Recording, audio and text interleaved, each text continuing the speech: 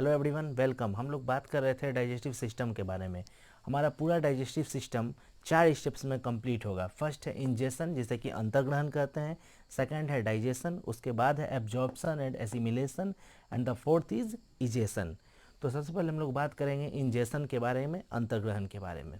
देखिए इंजेशन क्या है। The process of taking food into the body is called ingestion. यानी कि फूड को अपने शरीर में, और हम कैसे हम गेन करते हैं फूड, जो अपने मुंह में कैसे कैसे हम लेते हैं फूड, तो अपने मुंह में लेते हैं। तो फूड को अपने मुंह में लेना है ना, फूड को अपने बॉडी में लेने का जो प्रोसेस है, इस प्रोसेस को क्या कहते हैं? इंजेशन। हिंदी में इसे अंतर्ग्रहण कहते हैं। ठीक है, तो ये इंजेशन प्रोसेस होता है। सबसे पहले फूड हम अपने मुंह में लेते हैं, मुंह में लेते हैं, हमारे माउथ में, है ना, फूड आता है। उसके बाद क्या होता है, हम चबाते हैं फूड को। क्या करते हैं? चबाते हैं, मैकेनिकली और केमिकली। मैंने पिछले वीडियो में बताया था आप लोग को डाइजेशन किस तरह से शुरू होता है। तो सबसे पहले फूड को हम चबाते हैं। चबाते हैं तो किससे चबाते हैं? अपने टीथ से चबाते हैं, अपने दांतों से चबाते हैं। तो सबसे पहले बात करते हैं अपने दांतों के बारे में। ठीक है, इस दुनिया में जितने भी ऑर्गेनिज्म हैं, जिनमें कि जो भी टीथ पाए जाते हैं, स्पेशली 2 तरह के होते हैं। एक है होमोडोंट, दूसरे होते हैं हेट्रोडोंट। होमोडोंट जैसे यानी कि समदंती, और हेट्रोडोंट यानी कि विषमदंती। होमोडोंट का मतलब होता है जिनके सभी टीथ जो है वो एक समान होते हैं, एक ही टाइप्स के होते हैं, एक ही प्रकार के होते हैं, वो होमोडोंट होते हैं। जैसे कि मछली के टीथ हो गए, शार्क के, मगरमच्छ के, इनके टीथ एक ही प्रकार के होते हैं, सभी टीथ एक समान होते हैं, ये होमोडोंट कहलाते हैं। ठीक है, और सेकंड टाइप्स ऑफ टीथ जो होता है वो होता है हेट्रोडोंट, विषमदंती। यानी कि ऐसे ऑर्गेनिज्म जिनके जो टीथ होते हैं वो अलग अलग प्रकार के टीथ पाए जाते हैं उनमें। ठीक है, जैसे कि हम ह्यूमन बींग्स हो गए। तो चलिए बात करते हैं हमारे टीथ के बारे में। देखिए हमारा जो हम जो ह्यूमन बींग्स हैं, स्पेशली इसमें 4 टाइप्स के टीथ पाए जाते हैं। Incisors, canines, premolars and molars. तो ये 4 जो टीथ हैं, 4 टाइप्स के टीथ जो पाए जाते हैं हमारे माउथ में, इनका नंबर्स भी अलग अलग है। सबसे पहले इंसीजर्स। इंसीजर्स जो एक एडल्ट में, यानी कि एक वयस्क व्यक्ति में जो इंसीजर्स की संख्या होती है, हम सिर्फ नीचे जबड़े की बात करें, लोअर जॉ की बात करें, क्योंकि लोअर जॉ फिर अपर जॉ दोनों मिला देंगे तो फिर पूरे होल माउथ में कितना टीथ है आप बता सकते हैं। तो लोअर जॉ की बात करें, इंसीजर्स जो लोअर जॉ में पाए जाते हैं, कितने हैं? हमारे सामने के जो 4 दांत है ना, तो लोअर जॉ की से बात करें, निचले जबड़े की बात करें तो 1 2 3 4, नीचे में चीजल शेप, जो छेनी के आकार के जो शेप होते हैं आगे के 4 दांत, इन्हें इंसीजर्स कहते हैं। इनका मेन जो वर्क रहता है बाइटिंग के लिए, कटिंग के लिए, है ना, यानी काटने के लिए, भोजन को काटने का काम करते हैं। सेब अगर एप्पल लीजिएगा तो कैसे बाइट कीजिएगा, तो ये 4 दांत इंसीजर्स इसके लिए यूज किए जाते हैं। मैं फिर बता रहा हूँ, ये लोअर जो की बात कर रहा हूँ, लोअर जो अपर जो दोनों मिला करके टोटल 32 हो जाएंगे। तो लोअर जो में देख लेता हूँ। देखिए इंसीजर्स कितने हैं? 4 हो गया लोअर जो में। उसके बाद है जो जो बगल में 2 पॉइंटेड टीथ होते हैं। ठीक है, स्पेशली जो मांसाहारी जानवर होते हैं, जो कार्निवोरस होते हैं ना, उनके में ये पॉइंटेड टीथ पाया जाता है। ये स्पेशली इसी वर्क के लिए है, फाड़ने के लिए यूज़ किया जाता है। मांस वगैरह हम लोग खाते हैं तो यही पॉइंटेड टीथ जो है ना, एकदम एकदम लार्ज पॉइंटेड टीथ, एकदम पॉइंट पॉइंट पूरे एकदम ऐसा रहता है, वो मांस को काटने के लिए, फाड़ने के लिए यूज किया जाता है ये पॉइंटेड। इनकी संख्या कितनी होती है लोअर जॉ में? 2। उसके बाद है प्री मोलर्स। ये फ्लैट सरफेस रहता है, इसका ऊपर का सरफेस जो है फ्लैट रहता है। प्री मोलर्स और फिर है मोलर्स, ये चबाने के काम में आते हैं, भोजन को अच्छी तरह से चबाने के काम में आते हैं। ठीक है, तो प्री मोलर्स का नंबर कितना होता है? 4। और मोलर्स कितने होते हैं? 6।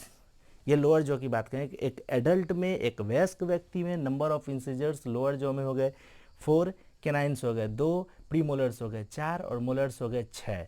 तो टोटल माउथ में इंसिजर कितने हुए? 4 4 8 हो जाएंगे। कैनाइंस कितने हुए? 2 2 4 हो जाएंगे। प्रीमोलर्स 4 4 8 हो जाएंगे। और मोलर्स की संख्या 6 6 12 हो जाएगी एक एडल्ट में।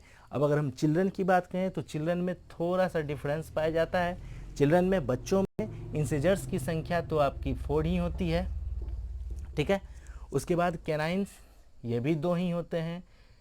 प्री मोलर्स जो है चिल्ड्रन में नहीं पाया जाता है, और मोलर्स जो होते हैं वो 4 होते हैं। ठीक है, सबसे लास्ट वाला जो मोलर्स होता है सबसे पीछे में, वो एब्सेंट रहता है, वो प्रेजेंट नहीं रहता है बच्चों में। तो इसमें कितने हो गए लोअर जो, इसकी भी बात करें तो 4 2 6 और 4 10 10 10 20। यानी चिल्ड्रन में जो टीथ की नंबर ऑफ टीथ के होते हैं, कितने होते हैं?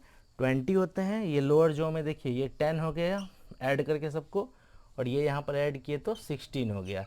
तो इसमें हो गया 32 एक एडल्ट में जो नंबर ऑफ टीथ माउथ में, और जो चिल्ड्रन है उनमें 10-10-20 हो गए। ठीक है, तो ये हो गया है types of teeth.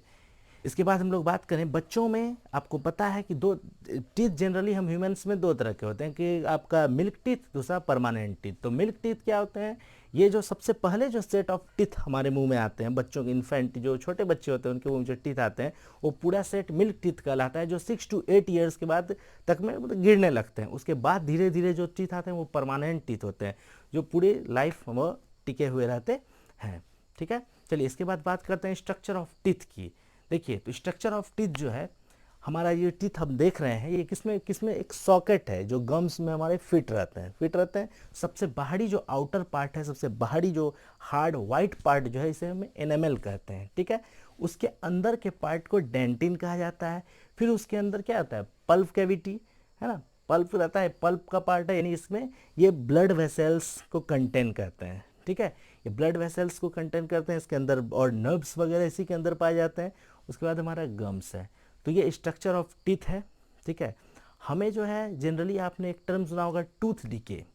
Tooth decay क्या होता है? यह एक ऐसा प्रोसेस है जिसमें हमारे इनामेल में और डेंटिन में होल हो जाता है, कैविटीज लग जाती है। ठीक है, इससे क्या होता है? इससे जो है, जब कभी, अब आपके जैसे कि अभी ये होता कि जब कभी आप ठंडा पानी वगैरह पीजिएगा या फिर दांत में आपके अचानक तेज़ दर्द होने लगता है, ये कैविटीज़ के कारण ही होता है। अब जैसे सिमिलरली समझिए, अब कुछ बच्चे हो तो बच्चे ज़्यादातर टॉफ़ी, चॉकलेट्स वगैरह, आइसक्रीम वगैरह ज़्यादा प्रीफर करते हैं, वो ज़्यादा पसंद करते हैं। तो इसके पार्टिकल्स जो हमारे दांतों में चिपक जाते हैं, चॉकलेट वगैरह आपने खाया होगा तो क्या देखते हैं, दांतों में चिपक जाते हैं। ये चिपकते हैं और चिपक हमारे दांतों में ये हार्मफुल बैक्टीरिया को जन्म देकर देते हैं। ठीक है, और ये हार्मफुल बैक्टीरिया क्या करते हैं? इन शुगर को कन्वर्ट कर देते हैं एसिड में।